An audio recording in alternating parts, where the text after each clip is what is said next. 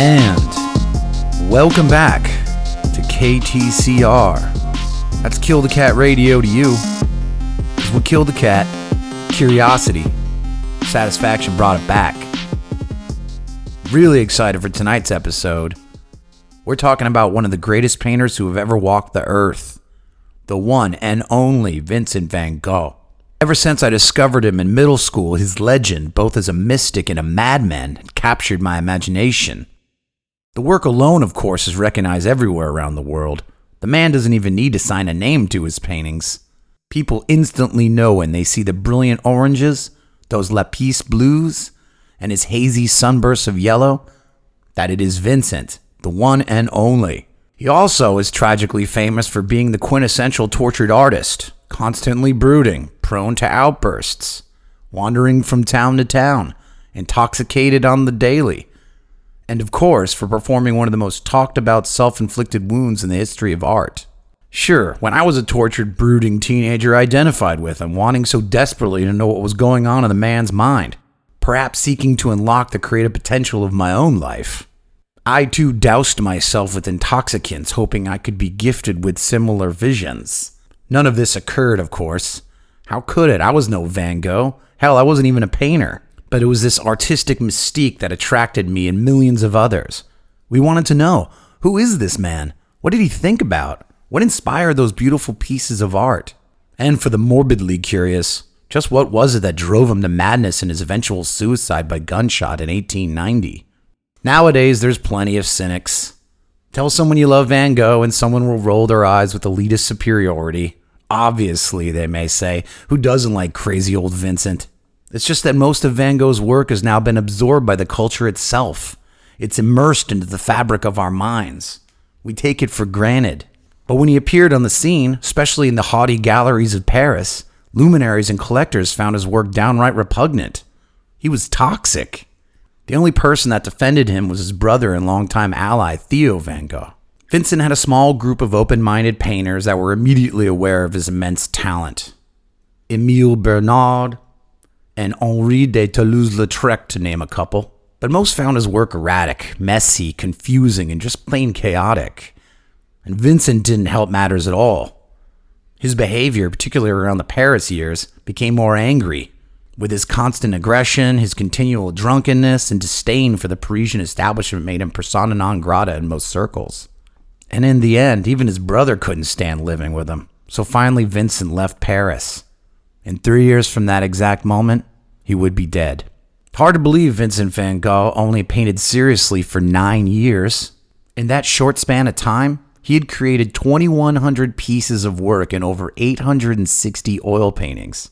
And most of those works were completed in the last 2 years of his life. It's mesmerizing now to look over his collected works from a distance. His portraits of himself and his contemporaries, the wheat fields, his flowers, the cypresses and orchards, the night sky, the absinthe-soaked rooms in midnight cafes. They give you a glimpse into the subconscious of a man seeking true beauty in the world. But he didn't start off as an artist. In fact, Van Gogh became obsessed with the pursuit of God, desperately seeking to become a pastor like his father. It's funny to me, in a sort of tragic way, that the priest didn't even like him. When he was accepted as a missionary in Belgium, Vincent gave up his warm, solid room to a homeless man and decided instead to sleep on a hay bushel in a local barn. The priest condemned him for, quote, lowering the dignity of the priesthood. So Vincent fell ill yet again and went back to live with his parents. But his father wanted to commit him into an insane asylum. Instead, Vincent enrolled in art school in France, where he studied modeling and perspective. And some of these lessons, as it became more obvious, he decided to ignore. We all know about his art, but what do we know about the man and what he thought and felt? How can we get to know his thoughts? Well, one way is through a collection of his dutifully written letters to his devoted brother Theo. Compiled by Irving Stone, the book is called Dear Theo, and it is the definitive collection of all of Vincent's letters, from the years of 1873 to his very last letter in 1890, just before his suicide. We all know Vincent van Gogh's paintings. Now it's time to listen to the man himself. So that's enough out of me. Now it's time for Kill the Cat Radio to let the artist speak. I've curated a couple journeys into Vincent's world, picking and choosing through his letters and the major events of his life and times. We'll start the investigation in his early years, before the demon of art had seized him, when he was still in search of the holy life, and him writing to his one and only benefactor, his brother, Theo. You must try by all means to get a good knowledge of pictures. Go to the museum as often as you can. It is a good thing to know the old painters also. And if you have a chance, read all about art. Try to walk as much as you can, and keep your love for nature, for that is the true way to understand art more and more. Painters understand nature and love her and teach us to see her. And if one really loves nature, one can find the beauty everywhere. I am very busy gardening and have sown a little garden full of poppies and sweet peas. Now we must wait to see what comes of it. Of late I took up drawing again, but then stopped. Perhaps I shall take it up again one day or another. I am reading a great deal now. I am glad you have read Michelet and that you understand him so well. Such a book teaches us that there is more in love than people generally suppose.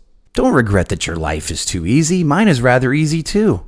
I think that life is pretty long, and that time will arrive soon enough in which another shall gird thee and lead thee where thou wouldst not. In a little book containing poetry I sent you, I copied Miresteel by Heine. Some time ago I saw a picture of Thais Marie and it reminded me of it. An old Dutch town with rows of brownish red houses with stepped gables and high stoops, gray roofs, and white or yellow doors and window frames and cornices, canals with ships and a large white drawbridge under which a barge passes with a man at a rudder. And there is life everywhere. A porter with his wheelbarrow, a man who is leaning against the railing of a bridge, looking into the water, a woman in black with a white bonnet. I will send you a little drawing. I made it last Sunday, the morning when the little daughter of my landlady died. Aye, lad, what shall we say? C.M. Van Gogh and Mr. Teersteeg have been here and left again last Saturday. In my opinion, they have been too often to the Crystal Palace and other places with which they had nothing to do. I think they might just as well have come to see the place where I am living. I hope and trust that I am not what many people think me to be just now. We shall see. Some time must pass. Did I tell you about the storm I saw lately? The sea was yellowish, especially near the shore. At the horizon a streak of light, and above it the immense dark gray clouds from which the rain poured down in slanting streaks. In the distance, the town that suggests one of the towns that Albrecht Dürer used to etch. A town with its turrets and mills and slate roofs and houses built in Gothic style. That same night, I looked from the window of my room on the roofs of the houses that can be seen from there, and on the tops of the elm trees dark against the night sky. Over those roofs, one single star, but a beautiful, large, friendly one.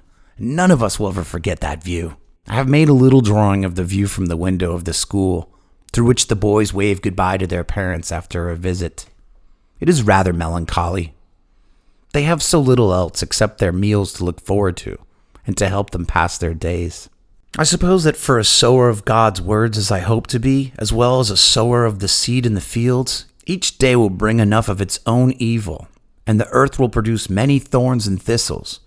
So let us continue to help each other, and ask for brotherly love. Not a day without a line. By reading, writing, and working, and practicing daily, perseverance will lead me to a good end. I have a lot of work to do, but still I have a firm hope to succeed. But sometimes a man says to himself, how shall I ever arrive? At night I am tired, and I cannot get up as early as I wish. My head is sometimes so heavy, and often it burns and my thoughts are confused. To get used to and persevere in simple regular study after all those emotional years is not always easy. When I think of the past, when I think of the future, of almost invincible difficulties, of much and difficult work, which I do not like, which I, or rather my evil self, would like to shirk. When I think the eyes of so many are fixed right on me, who will know where the fault is if I do not succeed, who will not make me trivial reproaches, but as they are well tried and trained in everything that is right and virtuous, they will say, as if it was by expression of their faces, we have tried to help you and have been a light unto you, but have you tried honestly? What is now our reward and the fruit of our labor? See, when I think of all this, of sorrow, of disappointment, of the fear of failure, of disgrace, and I have that longing. I wish I was far away from everything, and yet I go on, but prudently and hopingly to have the strength of resisting those things, so that I shall know what to answer to those reproaches that threaten me, and believing that notwithstanding everything that seems against me, I yet shall reach the aim I am striving for, and if God wills it, shall find favor in the eyes of some I love, and in the eyes of those that will come after me. There is written, lift up the hands which hang down, and the feeble knees. And when the disciples had worked all night, and had not caught any fish, they were told, go out into the deep, and cast your nets again into the sea. If we are tired, isn't it then because we have already walked a long way? And if it is true that man has to battle his fight here on earth, is it not that the feeling of weariness and the burning of the head a sign that we've been struggling? If I had only given all my strength to it before, yes, I should have been farther now. As to me, I must become a good clergyman, who has something to say that is right and may be of some use in the world. And perhaps it is better that I have a relatively long time of preparation, and am strongly confirmed in the staunch conviction before I am called to speak to others about it. If we try to live life sincerely, it will all go well for us, even though we are certain to experience real sorrow and great disappointments. And also we'll probably commit great faults and do wrong things. But it certainly is true that it is better to be high-spirited, and even though one makes more mistakes, than to be narrow-minded and all too prudent. It is good to love many things, for therein lies the true strength. And whosoever loves much performs much, and can accomplish much. And what is done in love is well done. So if one keeps on loving faithfully what is really worth loving, and does not waste one's love on insignificant and unworthy and meaningless things, one will get more light by and grow stronger. Sometimes it is well to go into the world and converse with people, and at times one is obliged to do so. But he who would prefer to be quietly alone with his work, and who wants but very few friends, will go safest through the world and amongst the people. And even in the most refined circles with the best surroundings and circumstances, one must keep something of the original character, for otherwise one has no root in oneself. One must never let the fire go out of one's soul, but keep it burning. And whoever chooses poverty for himself and loves it possesses a great treasure, and will always clearly hear the voice of his conscience. He who hears and obeys that voice, which is the best gift of God, finds at last a friend in it, and is never alone. A work that is good, it may not be eternal, but the thought expressed in it is, and the work itself will certainly remain in existence for a long, long time. And if afterwards others arise, they can do no better than to follow in the footsteps of such predecessors and do their work in the same way. It is now 1878, and something is brewing. After numerous attempts at other clergy groups, Vincent roamed from city to city and town to town, his health literally deteriorating with each move. And no matter what he found, it seemed, the world was against him. Though his love for his higher power was strong, it was the material world that seemed to repeatedly thwart his attempts at happiness. His love life, not surprisingly, also bore no fruition. His first true love was his cousin Key, which sort of modeled his future failures with the opposite sex. Key was recently widowed with a son, and this must have sparked Vincent's need to take care of her due to this sullen event. She refused him completely, even embarrassedly telling him no, not now, not ever. It was a shame to him and to his whole family, and Vincent's depression finally swallowed him up. He still had not by this point put one thing down on canvas. Now fast forward to 1881, Vincent found himself back in the Netherlands. While wandering around one night, he met a pregnant prostitute on the street and invited her to become his model, which spawned some of his most early drawings. And the relationship grew into more than just artist and subject, and ended up being Vincent's only domestic relationship for his entire life. Vincent explains to his brother, "Since the beginning of this love, I had felt that unless I give myself up to it entirely without any restriction, with all my heart, but there was no chance for me whatever, and even so my chances are slight. But what is it to me whether my chances are slight or great? I mean, must I consider this when I love? No reckoning. One loves because one loves. Then we keep our head clear, and do not cloud our minds, nor do we hide our feelings, nor smother the fire in light. But we simply say, 'Thank God I love.' Whoever feels so sure of himself that he rationally imagines she is mine before he has fought that soul's battle of love, I repeat, before he wavers between life and death, on a high sea, in storm and thunder, he does not know what a real woman's heart is, and that will be brought home to him by a real woman in a very special way. When I was younger, I once half fancied myself in love, and with the other half I really was. The result of this was many years of humiliation. May all of this humiliation not have been in vain? I speak as one who has been down from bitter experience and hard lessons. Theo, if you were in love with the same sort of love as I, and boy, why should you ever have another kind, then you would discover something quite new in yourself. You will perceive to your astonishment that there's another force that urges us on to action, and that is the heart. We are sometimes rather inclined to ridicule it, but it cannot be denied to be true that when in love one says, I do not go to my head to ask for duty, I go to my heart. What kind of love was it when I was 20? It was difficult to define. My physical passions were very weak then, perhaps because of a few years of great poverty and hard work. But my intellectual passions were strong, and I mean thereby that without asking anything in return, I only wanted to give and not to receive. Foolish, wrong, exaggerated, proud, for in love one must not only give but also take, and, reversing it, one must not only take but also give. There is written, love thy neighbor as thyself. To answer everything without giving, that produces those members of society which we call rascals and thieves and usurers. To ask nothing but give everything, that produces Jesuits and Pharisees, male and female, also rascals, you know. Whoever deviates either to the right or to the left, he falls, and there's no help for it. So I fell, but it was a wonder that I got up again. What helped me more than anything else to recover my balance was the reading of practical books on physical and moral diseases. I got a deeper insight into my own heart and also into that of others. By and by, I began to love my fellow man again, myself included, and more my heart and soul revived, that for a time through all kinds of great misery has been withered, blighted, and stricken. And the more I turned to reality and mingled with people, the more I felt new life reviving in me, until at last I met her. If one has more ambition and love of money than love, in my opinion, there is something wrong with that man. Ambition and greed are partners within us that are very hostile to love. The germs of these two forces are in all of us from the beginning. Late on in life, they develop, generally in unequal proportions, in one love, in the other ambition and greed. My opinion is that love, when it develops, when it comes to its full development, produces better characters than the opposite passion, ambition and company. Sen must leave the hospital a fortnight after her confinement, and this has urged me to decide about taking the new house, that she may find a warm nest on her return after so much pain. So I made an arrangement with the owner that he would help me to move at once, and would lend me a few men from the yard for an afternoon. I shall show him Sen and the little baby which he does not expect, and the neat little house and studio full of things I am working on. Do not imagine that I think myself perfect, or that I think it is no fault of mine that so many people take me to be a disagreeable character. I am often terribly melancholy, irritable, hungry for sympathy.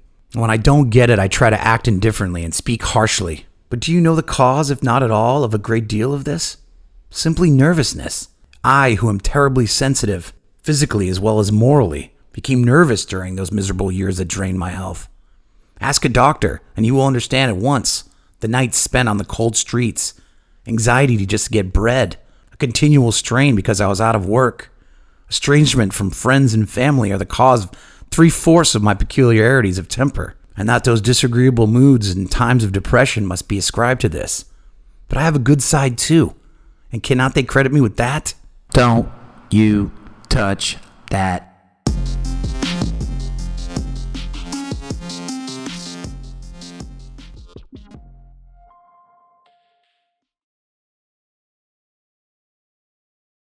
Killed Cat Radio.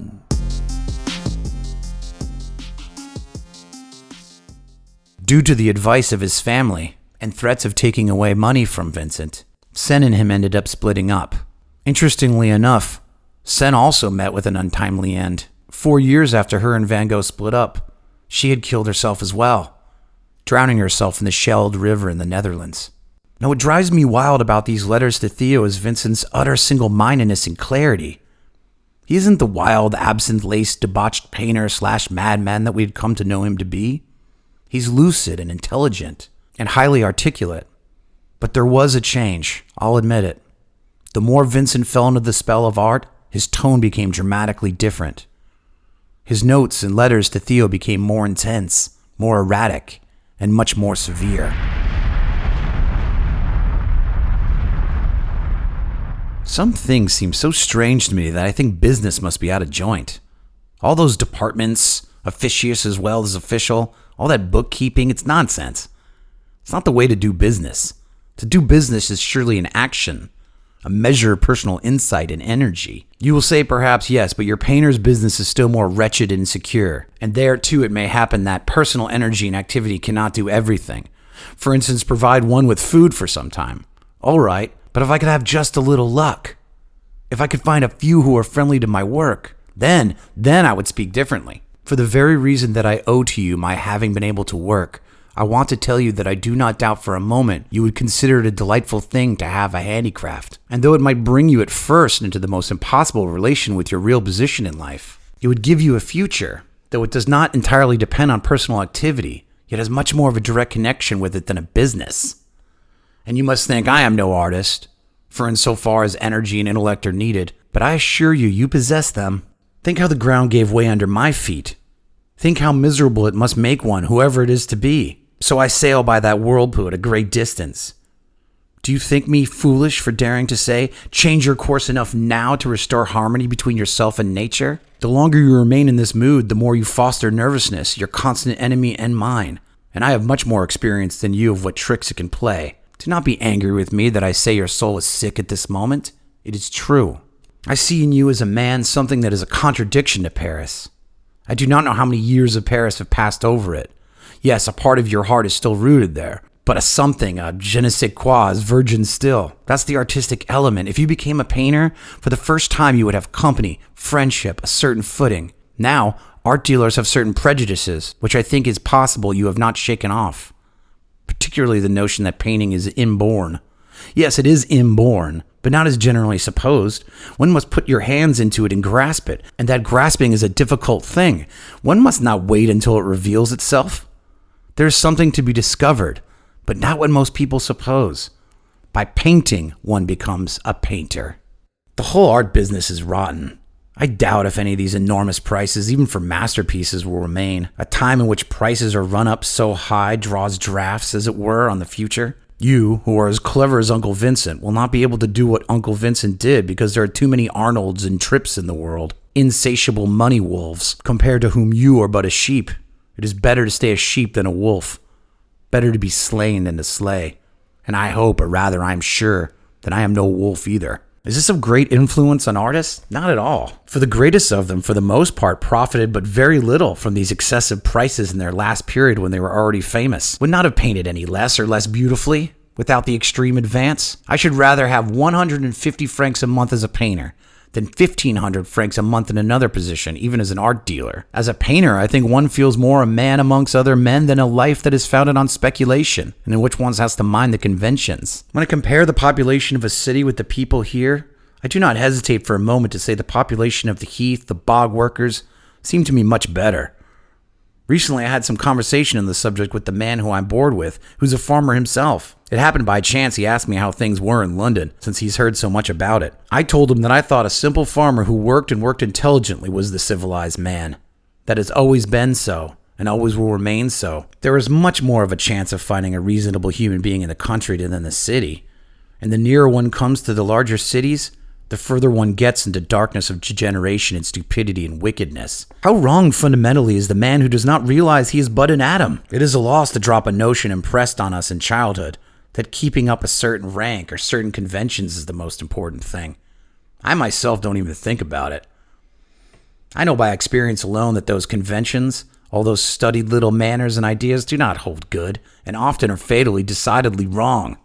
I conclude that I do not know anything, but at the same time I feel sure that this life is such a mystery that the system of conventionality is certainly too narrow. I mean, should one think of oneself so absolutely dead as to imagine one will grow no more? Should one deliberately thwart one's own development? Hardly a day passes now that I do not produce one thing or another. I cannot but make progress. Each drawing one completes, each study one paints is a step forward. Theo, I am obsessed with the thought that you would take up painting too, and among the old masters as well as among the modern ones, one meets with the same instance of two brothers being painters. Oh, I've been lying half awake all night. Oh, this country is splendid, it's splendid, and everything calls out to you, paint, paint. For myself, I have a simple plan. I go out and paint what strikes me, steep myself in the fragrant air of the heath, and believe that in time I shall become fresher, newer, and better. Break loose from your own bonds. I don't know the future. in what way it will be different, or if everything could go smoothly for us. But don't seek happiness in Paris. Don't seek it in America, which is always the same, forever and ever exactly the same. Make a thorough change and try the heat. It is certainly a strange phenomenon that all the artists, poets, musicians, painters are unfortunate in material things, the happy ones as well. Maupassant is fresh proof of it. That brings up the eternal question. Is the whole of life visible to us? Or isn't it rather that this side of death we see only one hemisphere only? Painters, to take them only dead and buried, speak to the next generation, or to several succeeding generations in their work. Is that all, or is there more besides? In a painter's life, death is not perhaps the hardest thing there is. For my own part, I declare I know nothing whatever about it, but to look at the stars always makes me dream, as simply as I dream over the black dots of a map representing towns and villages. Why, I ask myself, should the shining dots in the sky not be as accessible as the black dots on a map? If we take the train to get to Tarascon or Rouen, we take death to reach a star. One thing undoubtedly is true in the reasoning of this, that while we're alive we cannot get to any star, any more than when we are dead we cannot take the train. So it seems to me possible that cholera, gravel, and cancer are celestial means of a locomotion, just as the steamboats, omnibuses, and railways are the terrestrial means. To die quietly of old age would be just to go there on foot. I feel more and more that we must not judge God on the basis of this world. It's a study that just didn't come off. What can you do in a study that has gone so wrong? You do not find much to criticize, and you hold your tongue, but you have a right to ask for something better. It is only a master who can make such a muddle, and perhaps that is the best consolation we have out of it, since then we have a right to hope that we'll see the same creative hand get even with itself. And this life of ours, so much criticized, and for such good and exalted reasons, we must not take it for anything but what it is, and go on hoping that in some other life, we'll see a better thing than this. But now I'm going to go to bed, because it is late, and I wish you good night, and good luck.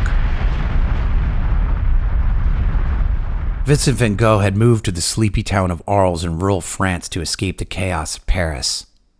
And he had made a secret pact to himself to create a community of painters outside the city. Problem was, though, no one wanted to join him in his yellow house in Arles. But Theo van Gogh came up with a plan. There was another avant-garde painter who was turning heads on the Paris scene, and his name was Paul Gauguin. Trick was that Gauguin owed Theo some money, and Theo, in the best interest of his beloved brother, offered Gauguin a solution. Go live and paint with my brother in Arles and we'll call the debt even. Paul Gauguin agreed, setting forth events that are now some of the most dramatic scenarios in all of art history. Paul Gauguin and Vincent van Gogh couldn't have been more different men. Gauguin was successful, daring, carried himself as a dashing rogue, a ladies' man, and an innovator. Vincent was more like a Buddhistic monk, introverted, critical, and self-sacrificing. The two of them locked together in poverty and intoxication in a small town? What could possibly go wrong? Well, a lot did go wrong. But let's dive into Vincent's meeting and experience with his much worldlier and more virile counterpart, Paul Gauguin.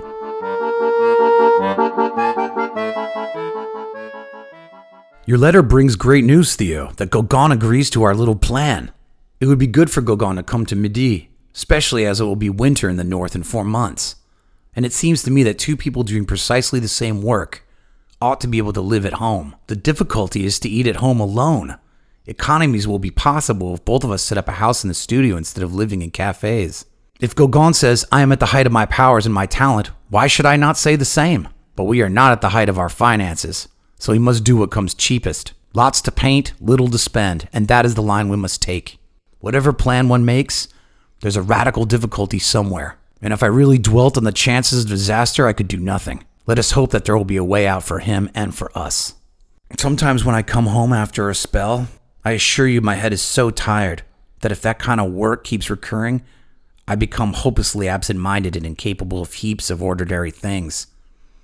If the storm within me gets too loud, I take to the glass too much to distract me. Cracked, of course, when you look at it what one ought to be, but in the olden days I used to feel myself less a painter. My concentration becomes more intense. My hand moves more sure. That is why I dare, almost swear to you that my painting will improve, because I have nothing left but that. I hope the desire to succeed is gone, and I must work because I must, so not to suffer too much mentally. What a pity that painting costs so much. I've spent that 100 franc note in a single week, and at the end of this week I still have my 4 pictures. But there, we live in the days where what we do makes no running. Not only does it not sell, but as you see with Gogh, when you want to borrow on the pictures, you can get nothing, even when it is a trifling sum and the work so important. That is why we're the prey of every happening, and I'm afraid it'll hardly change in our lifetime. So I have a horror of success, and it is a gloomy enough prospect to say to oneself that perhaps the painting I am doing will never have any value whatsoever. If it were worth what it cost to do, I could say I never bothered my head about money. But if when one is younger one can believe that it's possible to get a living by unremitting work, it becomes more and more doubtful now. And if we must make a fortune first, we shall be complete nervous wrecks when we enter into our rest.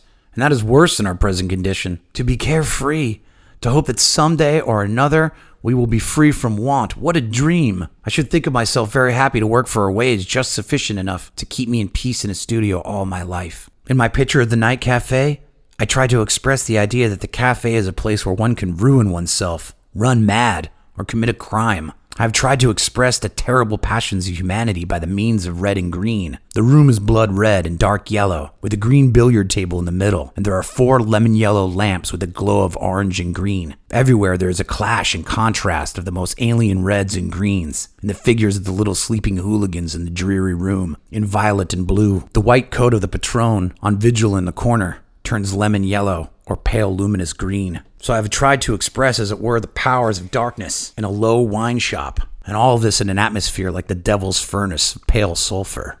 Exaggerated studies like the sewer in the night cafe usually seem to me atrociously ugly and bad. The picture of the night cafe is one of the ugliest I've ever done. It is equivalent, though different, of the potato eaters. But when I am moved by something, as now by a little article on Dostoevsky, these are the only ones which appear to have any deep meaning. My idea is that at the end of it all, we should have founded and left to posterity a studio where one successor could live, where one finds one works more tranquilly. In other words, which will not only last our lifetime, but which can be carried on by others after us. In the meantime, Gogh is having plenty of luck with the Anciens.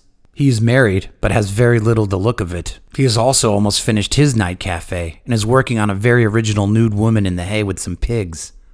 It promises to be very fine, and of great distinction. He is a very great artist, and very interesting as a friend. Gogh and I talk all about Delacroix and Rembrandt, and our arguments are terribly electric. We come out of some of them with our heads exhausted as an electric battery after it's discharged. I think that Gogh is a little out of sorts here with the good town of Arles and the little house that we work, and especially with me. As a matter of fact, there are bound to be for him, as for me, grave difficulties to overcome here too. But these difficulties are rather within ourselves than outside. Gogh is very powerful, strongly creative, and just because of that, he must have peace. But will he find it anywhere? On the following day, December 24th, a telegram arrived from Gogh that called Theo to Arles. Vincent, in a state of terrible excitement and high fever, had cut off a piece of his own ear and had brought it as a gift to a woman in the brothel. There had been a violent scene. Roulon, the postman, managed to get him home, but the police intervened and found Vincent bleeding and unconscious in bed and sent him to the hospital. The only question we're left with is why? No one really has been able to answer this question truly, though many people have speculated. Some say Vincent was extremely bipolar. Others said he had a bad habit of drinking his own paints. Others have suggested Vincent was jealous of Gogh's prowess with the ladies of the night. And some had said Vincent was intoxicated by the powers of absinthe. Any way you want to look at it, Gogh fled quickly back to Paris, and Vincent was sent to the hospital, then to a lockdown facility, where he spent much of his last days. And last days they were. Oddly, he remained upbeat and future-looking, writing his brother about his ideas and works as if nothing had really gone wrong. But something was going wrong. Very wrong. Nobody knew how he found the gun. Nobody knew why he was allowed to be set free from medical attention. But on that fateful day in 1890, Vincent van Gogh shot himself just under the ribcage, limped back to his cheap motel, and died the next day. What I'm going to read to you next are the last letters he wrote to his brother, and the last words he would ever write. About my malady, I can do nothing. I suffer a little just now. The thing is that after long seclusion, the days seem to me like weeks. I felt very strongly in Paris that all the noise there was not for me. But as my work gets on a bit, serenity will come. However that may be, I do not regret being back. I feel happy not to be far from you two, and for many reasons it will be well if we can get together again for a week of your holidays. Sunday has left me with such a pleasant memory, and I hope that we should see each other very often. Since then I've been doing a couple studies outside the house in the trees. Here I pay 1 franc a day for sleeping, so if I had furniture, the difference between 365 francs and 500 would be no great matter. But I'm beginning to think that I must consider the furniture as lost. I have received a rather gloomy letter from Gogh. He talks vaguely about having quite decided on going to Madagascar, but so vaguely that you can see that he is only thinking of this because he really does not know what else to do. But back here I feel very sad, and continue to feel the storm which threatens you weighing on me so. What was to be done? You see, I generally try to be fairly cheerful, but my life too is threatened at the very root, and my steps too are wavering. I fear about being a burden on you. You felt me rather a thing to be dreaded, but Joe's letter proves to me clearly that you understand that for my part, I am in toil and trouble as you are. I am now quite absorbed by the immeasurable plain with cornfields against the hills, immense as the sea, delicate yellows, delicate soft greens, delicate violets of the plowed and weeded piece of soil, regularly checkered by the green of flowering potato plants, everything under a sky with delicate blue, white, pink, and violet tones. I am in a mood of nearly too great calmness, in the mood to paint this. I should rather like to write to you about a lot of things, but to begin with, the desire to do it has left me completely, and again I feel it is useless. I still love art and life very much, but as for ever having a wife of my own, I have no great faith in that. I am, at least I feel, too old to go back on my steps or to desire anything different. That desire has left me, though the mental suffering from it remains. I fear that towards, say, 40, I know nothing, and absolutely nothing as to what turn this may take. As for what concerns me, I apply myself to my canvases with all my mind. I am trying to do as well as certain painters who I have much loved and admired as. Painters have their backs to the wall more and more. Very well. Perhaps you will say some dealers would unite for the Impressionists, but that would be very transient. Although I think that personal initiative is still powerless, and having had experiences of it, shall we begin it again? Well, the truth is we can only make our pictures speak. Yet, my dear brother, there is this that I have always told you, and I repeat it once more with all the earnestness that can be given by an effort of a mind diligently fixed on trying to do as well as one can. I tell you again that I always will consider that you are something other than just a simple dealer, that through my meditation you have your part in the actual production of some canvases, which even in the deluge will retain their peace. For this is what we have got to, and this is all, or at least the chief thing that I can have to tell you at the moment of comparative crisis, at a moment when things are very strained between dealers and pictures of dead artists and living artists. Well, my own work, I'm risking my life for it, and for reasons half-founded. But that's all right. You are not among the dealers in men. You still can choose your side, acting with humanity. But what's the use? With a handshake and thought, Vincent, July 27th, 1890.